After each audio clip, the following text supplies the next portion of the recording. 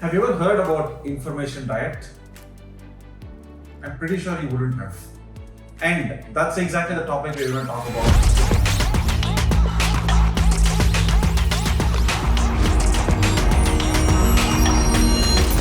Hello everyone, this is Kapil Reddy, founder and CEO of Superly. Before we jump into the topic, I know we all follow a certain diet when it comes to food, and the reason for it is because you're just having too many choices of food. And in order to maintain a healthy lifestyle, you gotta maintain a food diet. And diet preferences can vary from person to person because of excessive choices. There's just unlimited choices of what food you want to take on a daily basis.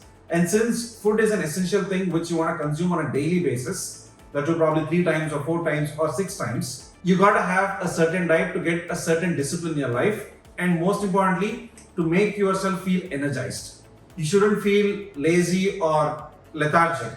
That's the whole reason why we follow certain diet. Similarly, today we're going to talk about this topic called information diet. The fundamental principle again stems from the same reason that right now we are bombarded with a lot of information. We just consumed in so much of information that it's difficult to have sense of everything that we come across unless we have a certain discipline. And to get that discipline is exactly what information diet is all about. Maintaining a clean information diet will stem down to one single question, which is what is it that you want to consume and retain for a much longer time? And the second question is, why should we retain what we learn? Always remember, learning is the process, retention is the reward. So process won't take you anywhere. Reward is actually what that will satisfy your inner self and most importantly, help you build your everlasting knowledge. For that reason, it's not just about learning because it's just a process. We need to retain what we learned. Again, it's not like everything that we learn is something which is very important to you. There are certain bits and pieces which you want to remember and retain for a much longer time. And that's exactly what we'll focus. And the biggest myth is retention is not just about remembering your stuff. That's the biggest misconception people have. Because for that reason, so I have Google, why should I even remember stuff? It's not the right question to ask. As we consume more information, there's just dots of information that is all spread across for us. And for us, we need to connect the dots. And that's exactly what retention will help you with. Retention will help you to connect the dots that will in fact create a bigger picture of what all you're trying to consume and give a clear path on what exactly you've learned. Retention is not just about remembering stuff, or rote memorization doesn't even help to actually remember or retain for a much longer time. It's very short term. Let's say you are by-hearting something. It's probably just until your exam ends or for that specific need. But that information or that knowledge is not useful. All that knowledge that is trapped inside cannot make any sense unless you can retain it for a longer time. To have that retention process in a smooth manner, you got to connect the dots. Retention is not just about remembering your knowledge. Retention is much beyond that. It's all about making sense of all the dots that you've accumulated over time and create a bigger picture for yourself. It's all about using that knowledge to create value over time. Like everything in life, even knowledge is something that will have compounding effect. And eventually, over a period, if you consistently keep learning something, the compounding effect is much more impactful and much more powerful. But again, that brings us back to this question: should we learn everything that comes our way? Or should we just follow what people around us are learning? Or so many questions around this, right? And that's exactly what we'll address in the next step. How to retain what you learn. Inspired consumption is not just about reading everything that comes your way. It's not about reading 1,000 books per year or going through 10 videos per month or reading 3 articles per day. It's not about that. Inspired consumption is all about something which you want to learn to satisfy your curiosity. What water is to oceans, information is to internet. Just because there is unlimited supply of water in oceans doesn't mean we end up drinking everything that is out there. Similarly, there's just ocean of information out there in this new age of internet. And it doesn't mean that we have to consume everything that comes our way.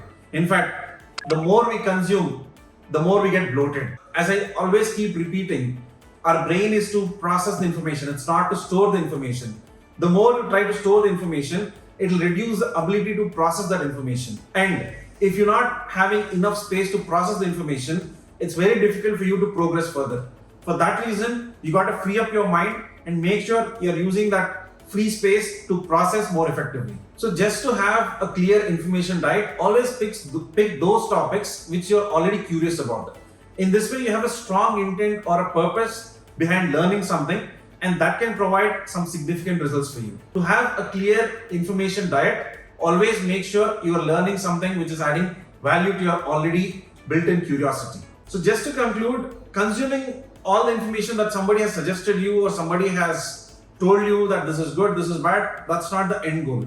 Always try to satisfy your own curiosity, because it's not like everything somebody suggests you is something which is relevant to you. So you got to understand what is relevant and what is not relevant to you. As a famous personality, Sahil Bloom said, if it's forced, it's forgotten. If it's inspired, it's retained. So always try to find that inspiration for you, so that there are higher chances that you can retain it for a much longer time. Unfortunately, a lot of us might not have the luxury of picking up what we want to learn next.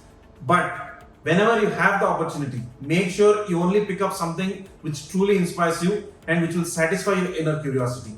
In this way, you can definitely retain for a much longer time. So the whole idea of this simple video or simple thought process is for you to have a clean information diet. And just to summarize, information diet is nothing but picking up those things which actually matter to you. Because learning is just a process. Retention is the reward. And today, whatever you are learning on a daily basis, we are forgetting 70% of it. Yes, that's true. Let's say you've learned something today. Within 24 hours, you're forgetting 70% of it. And within 1 week, you're forgetting 90% of it. That is the state we are in. For that reason, retention is very, very important. And Zoopally is all about helping you retain what matters to you. Of course, we'll talk more about the product going forward, but always try to maintain an information diet so that you can retain and build up your everlasting knowledge more effectively and in a more powerful manner. Also, please do not forget to like, subscribe, and comment on this. And as usual, please share your feedback on where we can improve. So that's it for today. We'll catch up next time. Hope you all have a great weekend and have a great next week as well. Until we see you with the next topic. Thank you so much. Signing off, Kapil Reddy. Bye-bye.